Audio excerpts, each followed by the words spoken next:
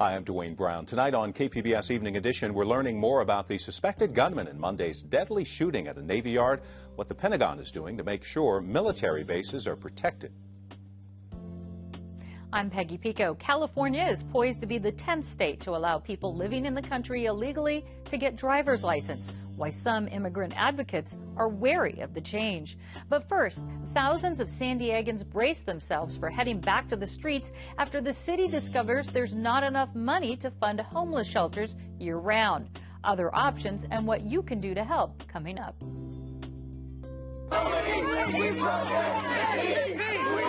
It's been 2 years since Occupy San Diego hit the streets. How the movement has changed its tune. KPBS Evening Edition starts now.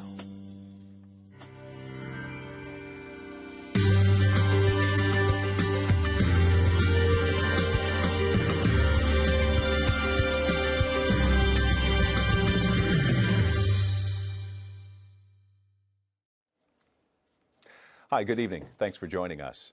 One day after a mass shooting at a Navy yard in Washington, D.C., the Pentagon has ordered a review of security procedures on all military bases, and President Obama wants a review of security standards for private contractors.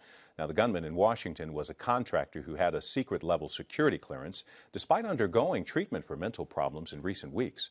A dozen people were killed in Monday's shooting.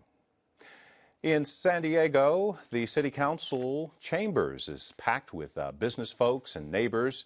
They're going head-to-head over rezoning proposal for Barrio Logan, the neighborhood south of downtown. 93% of the plan is already agreed on both sides, but the fight now is over a small buffer zone between industrial areas and residential homes. KPBS Metro reporter Sandia Dirks is at the council meeting. Sandia, who's there, and give us a sense more of the mood.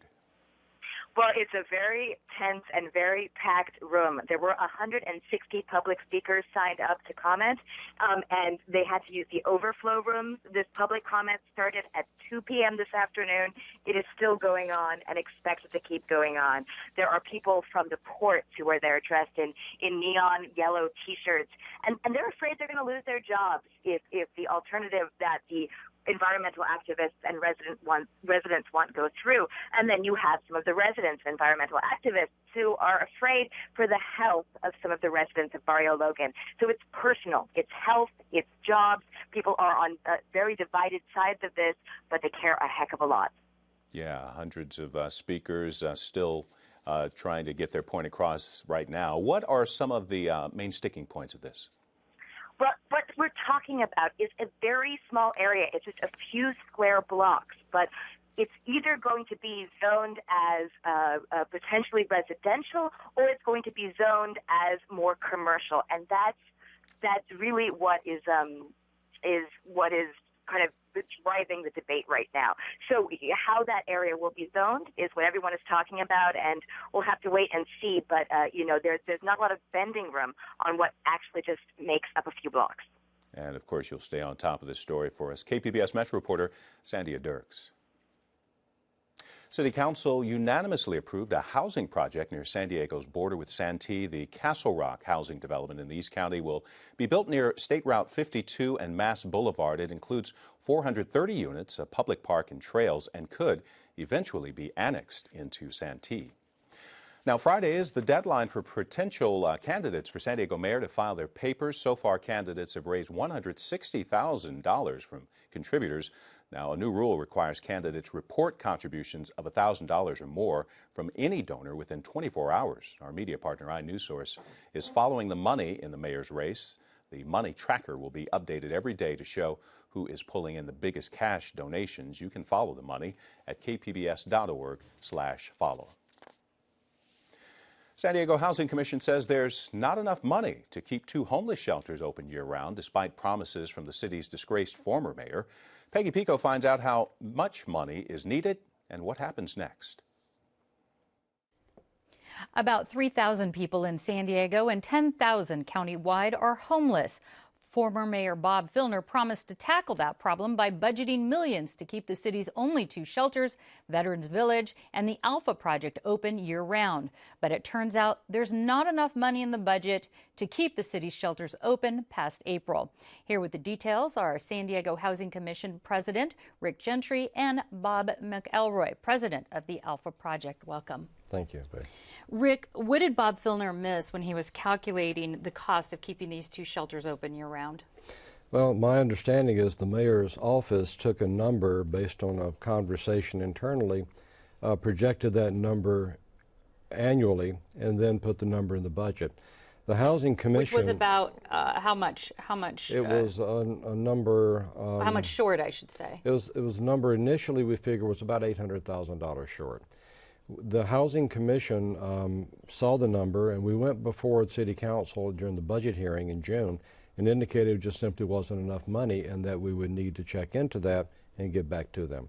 Did he forget administrative costs, the electricity? I mean, where did this gap come from? Well, I think the gap was he looked at the direct services but did not take into account the background administrative, maintenance, and operational costs, which you know if you operate the shelters, but you don't know if you don't operate the shelters. Right. How about additional funding? How much would we need to get through the rest of the year if we wanted to keep the shelter open the rest of the year, and how much for future budgets? Well, what the Housing Commission did the last couple of months was to do our due diligence properly, talk with both the operators, both Alpha Project, which operates the downtown shelter, and Veterans Villages, which operates the veteran shelter, take into account both deferred and routine maintenance and administrative costs, and the budget is well over $1 million short. Okay.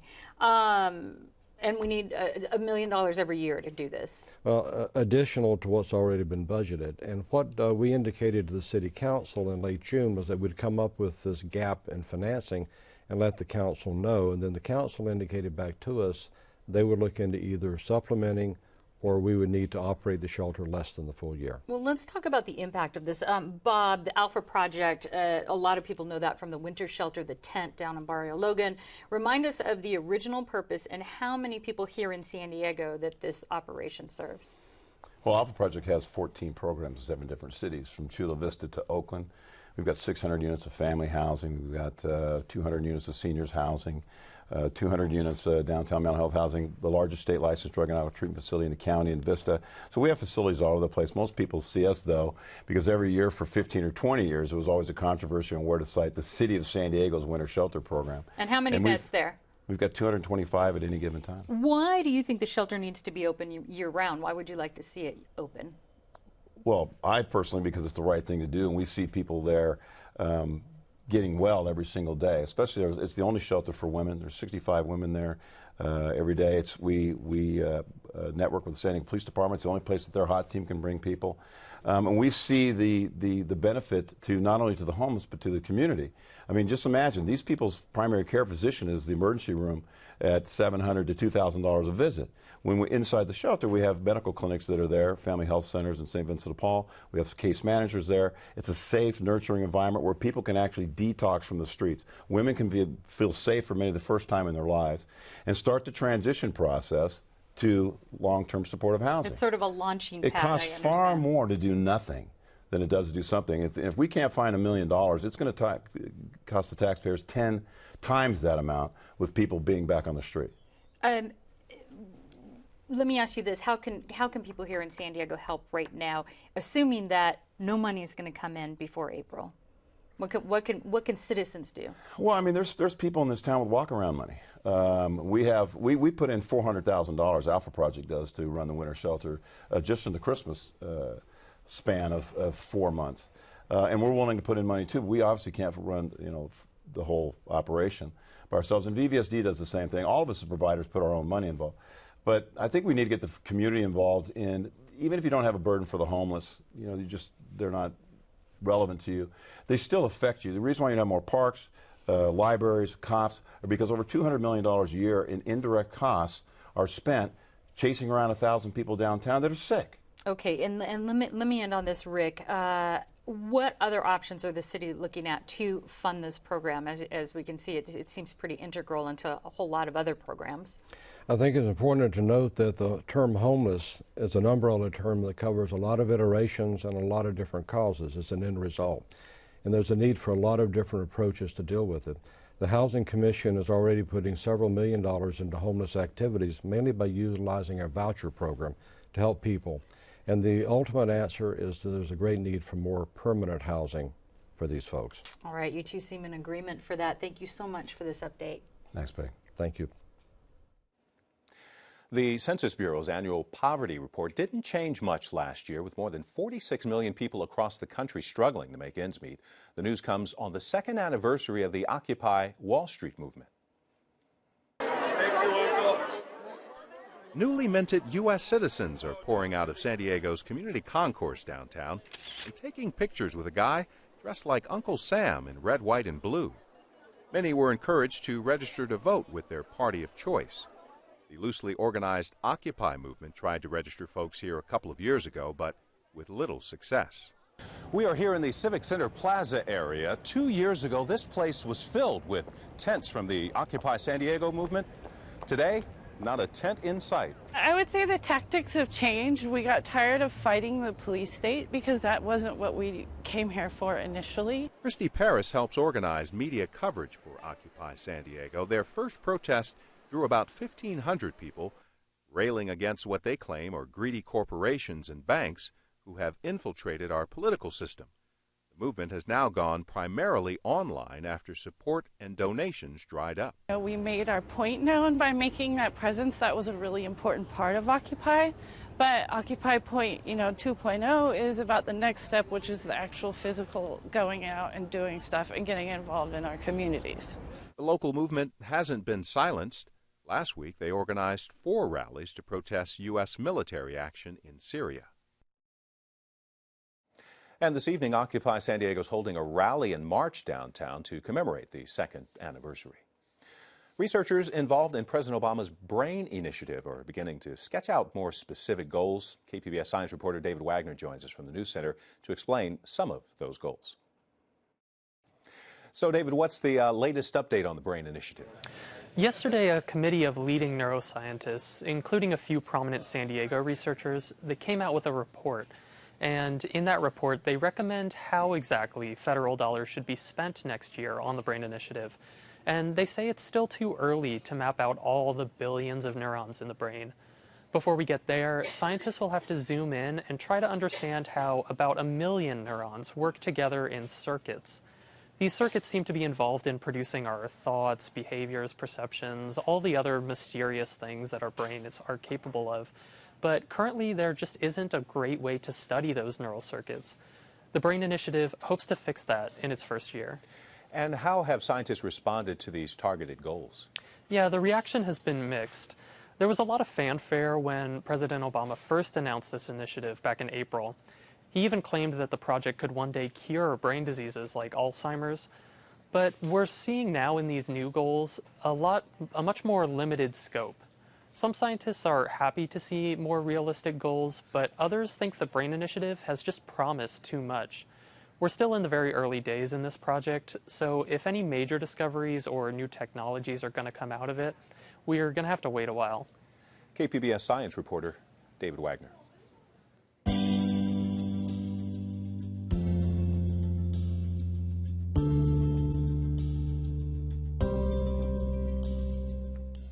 Officials at one of the county's most respected school districts promised to pay back their Mello-Roos tax accounts after our media partner iNewsSource questioned why they were spending special tax dollars on a real estate deal. That has nothing to do with Mello-Roos. Reporter Joanne Farian found a trail of contradictions when she asked how Poway Unified obtained prime real estate using Mello-Roos taxes to try and sell it. For years, there's been a debate about what to do with this land, known as the Water Tower site. It's valued at more than $6 million. Here's the giant water tower owned by the city of San Diego, and this is how this piece of property got its name. Nearly 11 acres of vacant land right in the heart of Rancho Bernardo. Prime real estate owned by the Poway Unified School District, and it's this property that's at the center of the story. The school district wants to sell it because it doesn't need the land, but it could use the cash. The city of San Diego wants to make it a park, and some community members would like it to be a soccer field. 3 years ago, the school district hired a consultant named Joe Taylor to assess the land's value and look for potential buyers. Taylor has been billing the district $150 an hour to meet with dozens of people, including developers and community residents. My name is George Leitner. I've lived in the community within half a mile of this location for 20 years. Leitner was a vocal supporter of making the land a park. Taylor was paid to either call or meet with Leitner 10 times, according to invoices. At the same time, he was meeting with developers. There was no secret where he was coming from. I mean, he was commissioned to get maximum speed and money back to the school district. But I guess he came across to me anyway as being willing to discuss it in a more open-ended way. iNewsSource reviewed invoices Taylor submitted to the school district that specifically mentioned the water tower site. They amount to about 200 hours or $30,000. Not a lot of cash relative to the district's $250 million budget. But this story is not about how much the district paid Taylor. It's about where they got the money to pay him and how they justified it one way one day and another the next. The district is paying Taylor with special taxes called Mello-Roos. Mello-Roos taxes are supposed to pay for infrastructure-related costs, like roads and schools in new neighborhoods. The water tower site isn't in one of those neighborhoods. The next part of the story gets complicated. Depending on who we asked and when we asked, the school district gave us different versions of why it was using special tax dollars to sell the property. Dr. Collins, I wanted to ask you follow up on the questions about Joe Taylor and the invoices. You just called the meeting to order.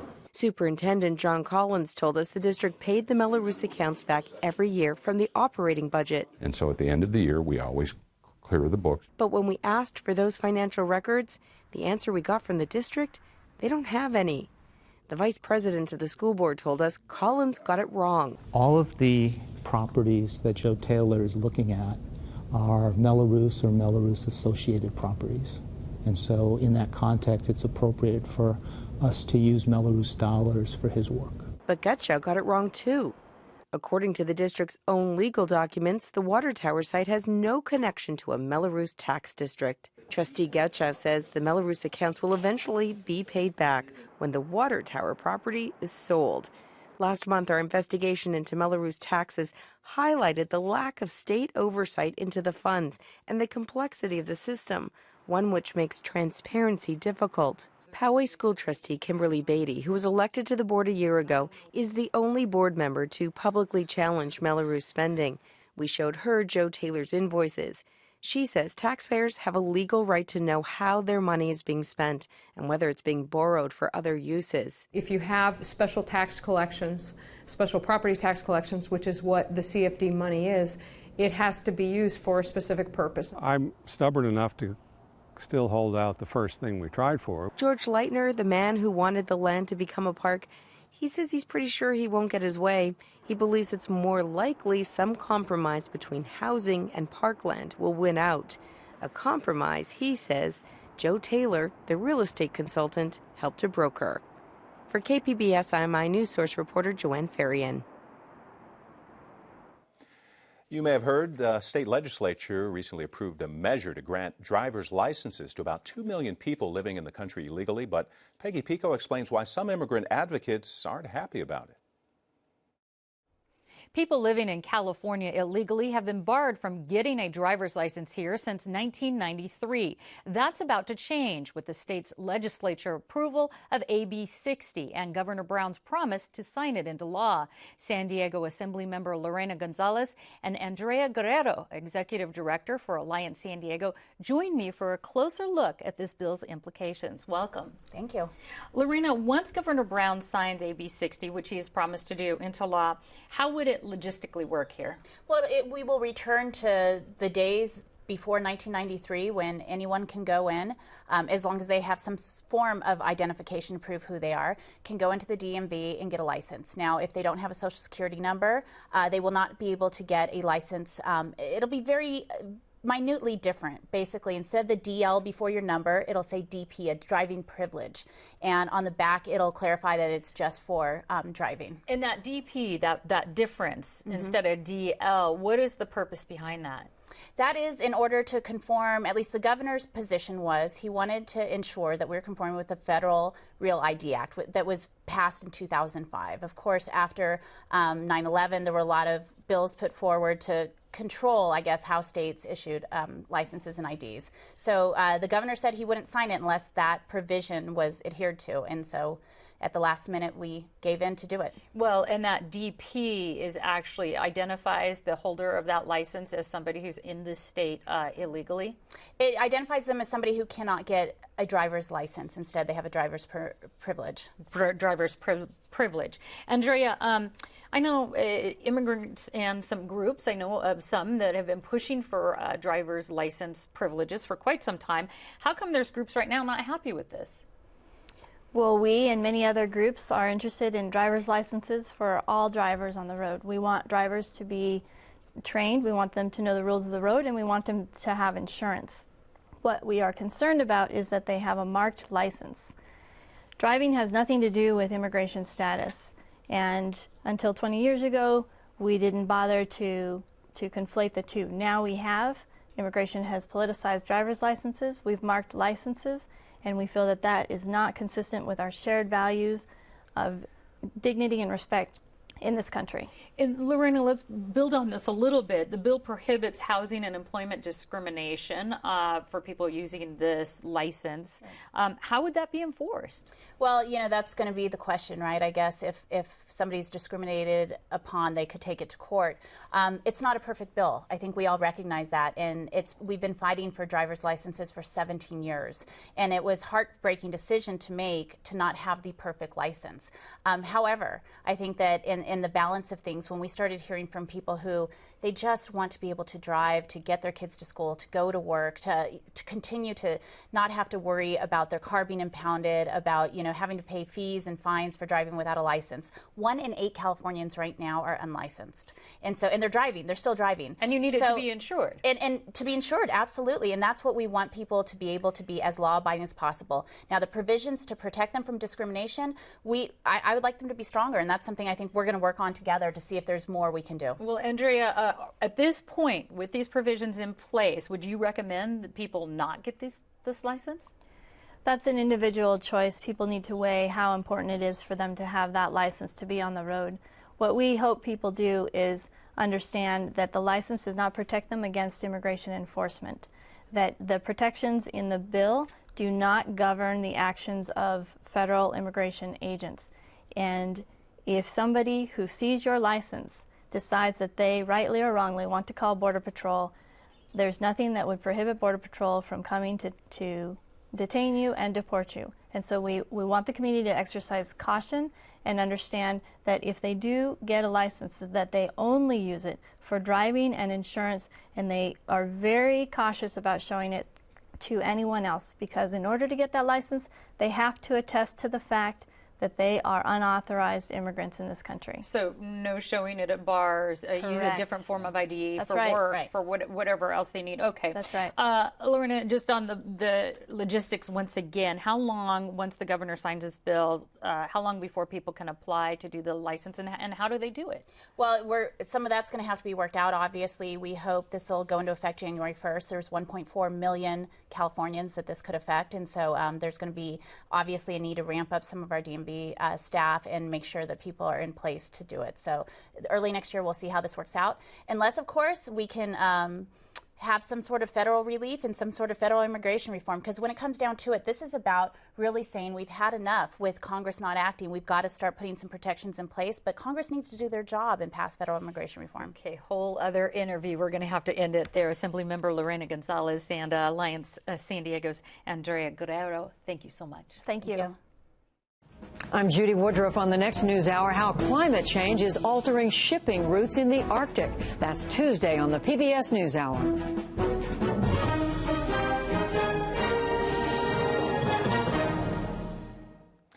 It's that time of year again. More than 100 injured veterans from across the country in San Diego this week for the National Veterans Summer Sports Clinic. KPBS reporter Susan Murphy tells us they're learning life-changing skills. Yeah, ready to go. 32-year-old Army veteran Eric Perez suffers from post-traumatic stress disorder from fighting in the wars in Iraq and Afghanistan. Ever since I came home from Iraq, I pretty much isolated and I stayed home. Perez says he was fearful about going outside and being in crowds now on his first ever surfing trip. I'm really having fun for the first time in my life. My spirit feels like it's coming back to life. Perez is taking on the waves at La Jolla Shores along with dozens of other physically and psychologically injured veterans. Some of them can't walk, some of them struggle. I can walk, so I'm there for them, you know? And I'm constantly cheering them on. It's part of the Veterans Affairs effort to get the nearly 60,000 veterans who were wounded in the wars in Iraq and Afghanistan out of the doctor's office and into the world. Perez says the waves provide a healing that go beyond modern medicine. I really felt a connection out there in the water, and I felt very therapeutic, very at peace. He says the ocean is building his self-confidence. He hopes to encourage other veterans to try it. You know, being comfortable is you're never going to grow. But if this makes you uncomfortable to do this, then I definitely encourage them to come out and do it. Perez says this week has been life-changing for him. He plans to take his new skills and renewed outlook on life back home with him to Riverside. I'm going to go buy a surfboard. Yeah, I'm going to start surfing. Susan Murphy, KPBS News. And you can find tonight's stories on our website, kpbs.org/evening edition. Thanks for joining us. Good night.